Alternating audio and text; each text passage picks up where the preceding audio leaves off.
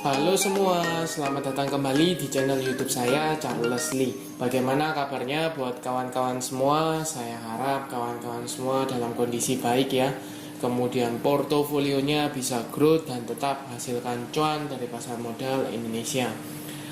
Mungkin teman-teman sadari ya, beberapa hari ke belakang atau dalam 1 minggu kemarin cenderungnya IHSG tertekan karena sentimennya teman-teman jelas ya, bahwa ada sentimen kekhawatiran dari Amerika untuk gagal bayar ya, sehingga sedikit banyak akan berpengaruh ke IHSG kita, sehingga IHSG kita tertekan. Nah, lantas pada kesempatan kali ini apa yang akan dibahas? Pada kesempatan kali ini saya akan membahas dua saham yang teman-teman sangat familiar, termasuk big caps ya, yang mengalami kenaikan laba cukup signifikan di Q1 tahun 2023. Saham apakah ini? Saham ini adalah Indofood Sukses Makmur atau INDF dan ICBP Sukses Makmur ya. Jadi saya akan membahas INDF dan ICBP.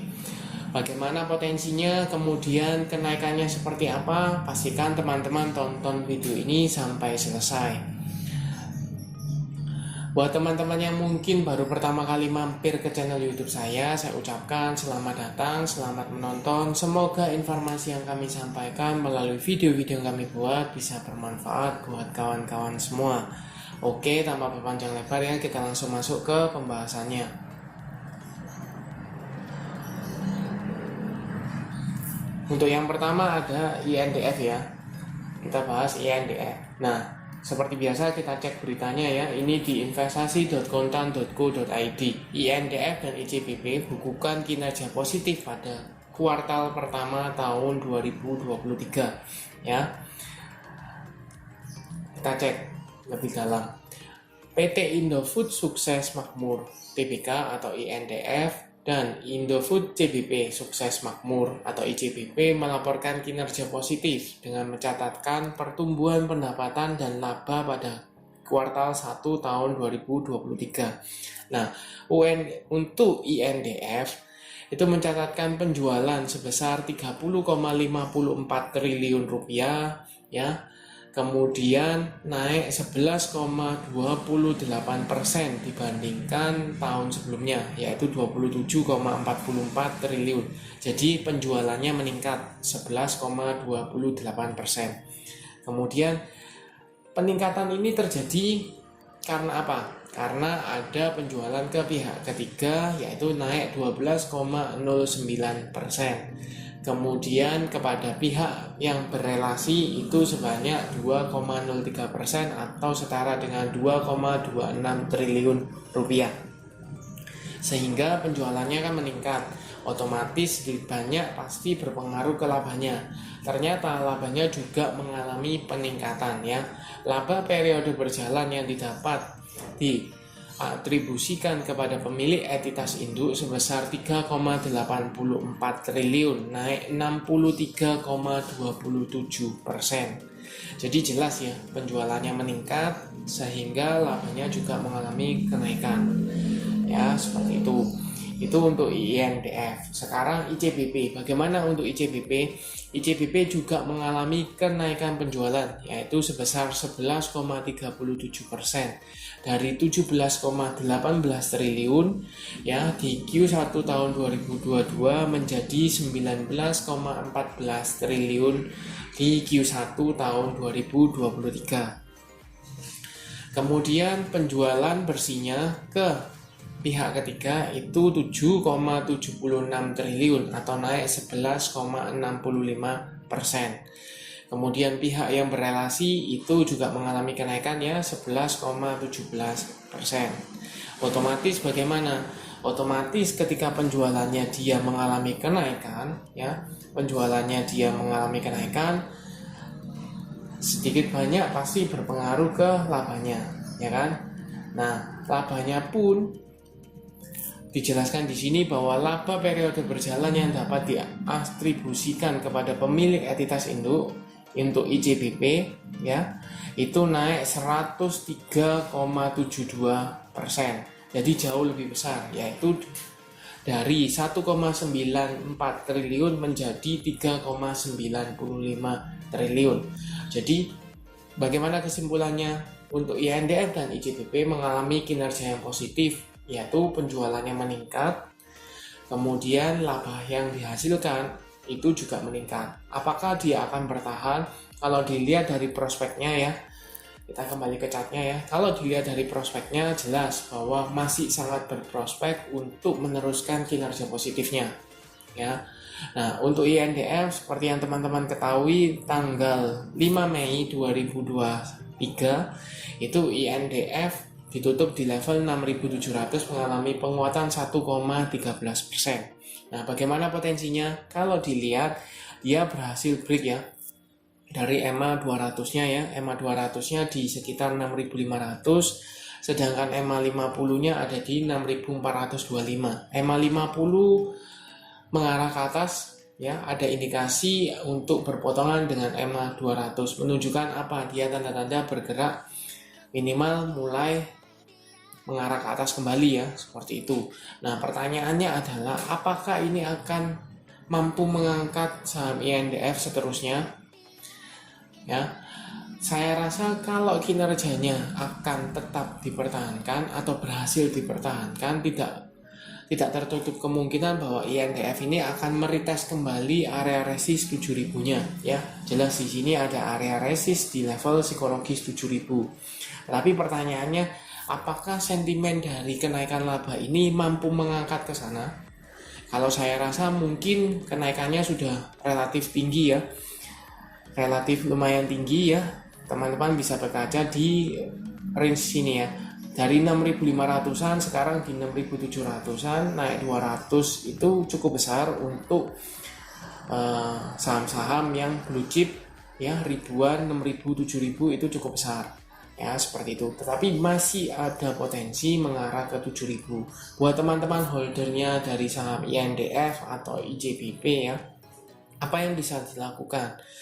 Untuk INDF ini jelas masih mulai ada tanda-tanda bergerak ke atas, jadi masih layak di hold ya, masih bisa di keep seperti itu.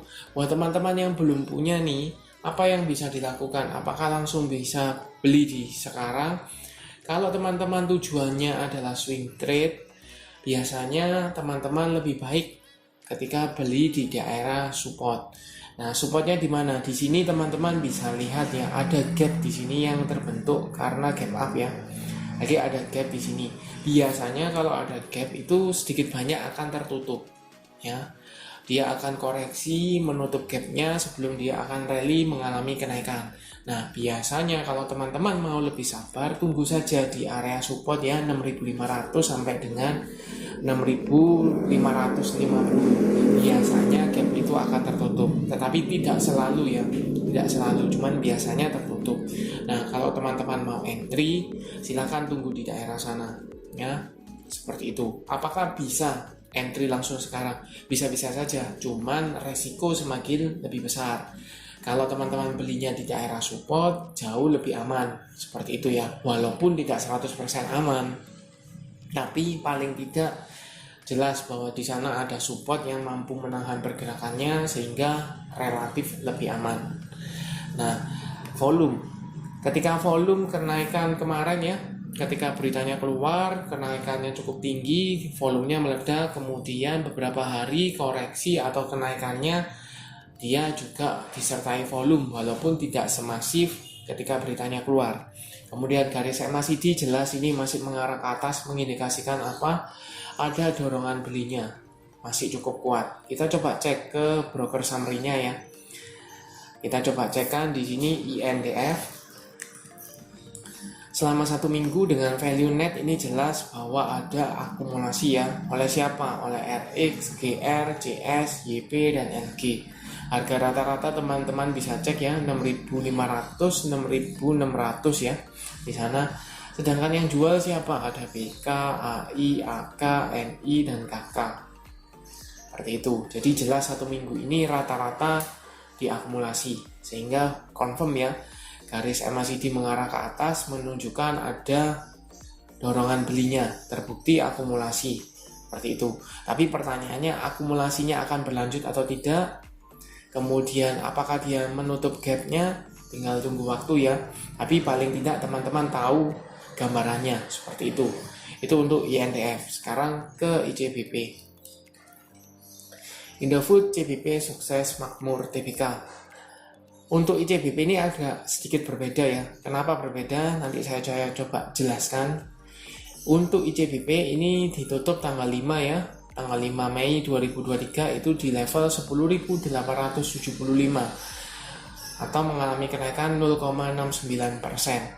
Nah, sedikit berbedanya untuk ICBP adalah posisi MA50-nya di atas MA200. MA50-nya di mana di 10.150, sedangkan MA200-nya ada di 9.700-an ya.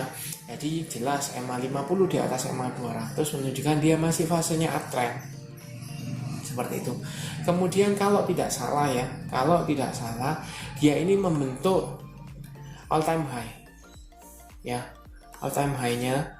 Jadi potensi untuk dibawa sampai ke atas atau kemana arah pergerakan selanjutnya itu masih terbuka lebar. Di sini jelas ini kan fasenya dia masih uptrend ya. Kemudian volume relatif stabil ya. Volumenya beberapa hari ke belakang ini cukup tinggi. Kemudian garis MACD juga mengarah ke atas, mengindikasikan apa? Masih ada akumulasi di sana. Nah, untuk memastikan saya coba cekkan ke broker summary-nya. ICBP sama dengan INDF ya, 1 minggu dengan value net kita coba cek di sini jelas ya, ada akumulasi masif oleh AK, BP, YU, KZ, CS dan aset. Harga rata-rata di 10.600, 10.800 berarti di kisaran 10.600-an ya. 600-700. Yang jual siapa? Ada YP, BG, JP, SK dan EP ya. Jadi jelas di sana. Confirm ya. Garis MACD mengarah ke atas disertai dengan akumulasi menunjukkan tanda-tanda dia akan bergerak ke atas. Nah, kemudian dilihat juga di sini dia membentuk pola atau membentuk all time high. Jadi otomatis ada besar kemungkinan dia akan rally berlanjut atau mengalami kenaikan lanjutan. Tetapi perlu diingat, ini levelnya sudah mendekati area level psikologis ya, di 11.000 di area sini ya. Secara umum biasanya level-level psikologis tersebut itu ada area resist ya, di area sana. Jadi teman-teman bisa pantau kalau seandainya ICBP ini masih melanjutkan kenaikan tetapi tidak bisa mampu breakout dari area resist 11.000, mungkin teman-teman bisa TP sebagian, amankan profit ya, tunggu kembali di daerah MA50 ya, 10.300, 10.400 seperti itu. Biasanya kenapa? Ketika dia meretest ke area resist gagal, dia akan mencari supportnya. Supportnya di mana? Jelas di sini support MA50 ya, dekat di sini ya. Jadi bisa tunggu di sana, ambil kembali, nanti akan meretest kembali ya. Biasanya seperti itu. Jadi daripada teman-teman punya nih di harga let's say misalnya ya di 9.500-an, bertahan nih di 11.000 tidak mau, misalnya mencoba retest ke 11.000 gagal nih, ternyata dia turun kembali ke 10.400 gitu ya, otomatis kan teman-teman rugi. Seharusnya teman-teman bisa cuan ya, bisa tetap cuan di 11.000-an, tetapi teman-teman biarkan turun kembali ya, seperti itu. Itu kalau seandainya mau lebih volatil ya pergerakannya. Tapi kalau teman-teman berpatokan ke seperti biasanya ya, selama berada di atas MA50 masih sangat layak di hold, is okay, tidak masalah ya, tidak masalah. Selama dia masih berada di atas level MA50 maka teman-teman masih tetap cuan ya, seperti itu. Jadi tergantung preferensi teman-temannya. Oke, itu untuk ICBP. Nah, buat teman-teman yang belum punya nih, apa yang harus dilakukan? Untuk teman-teman yang belum punya untuk ICBP, teman-teman bisa tunggu ya di area resist area 11.000 ini, apakah dia mampu bertahan atau minimal breakout. Ketika breakout, teman-teman ada pilihan buy on breakout. Tapi kalau seandainya dia gagal, maka sebaiknya tunggu di daerah support 10.300, 10.400 ya, di area sana. Apakah pasti dikasih? Belum tentu juga. Cuman biasanya ketika dia meretas resisten dan gagal, dia akan mencoba untuk cari pantulan ya, atau membuat base baru di area supportnya. Seperti itu. Nah, overall bagaimana ICBP dan INDF untuk long time ya, untuk investasi minimal swing trade lah. Untuk swing trade di area resist cukup masih layak untuk di hold ya, selama dia bergerak uptrend atau minimal EMA 50-nya di atas EMA 200, maka cukup menarik. Apalagi kinerjanya juga cukup oke. Kemudian kalau teman-teman mengincar dividennya ya, biasanya kalau labanya besar ya, Q1 Q2-nya dia akan menghasilkan besar ya, labanya besar, maka dia akan pembagian dividen interim. Biasanya seperti itu. Jadi buat teman-teman untuk investasi masih bisa di hold ya. Tetapi perlu kajian lebih dalam secara fundamentalnya, prospeknya seperti itu. Overall itu dari saya ya. Oke, sampai jumpa di video analisa saham berikutnya. Jangan lupa like, share, dan subscribe channel YouTube saya. Dan nantikan video analisa saham.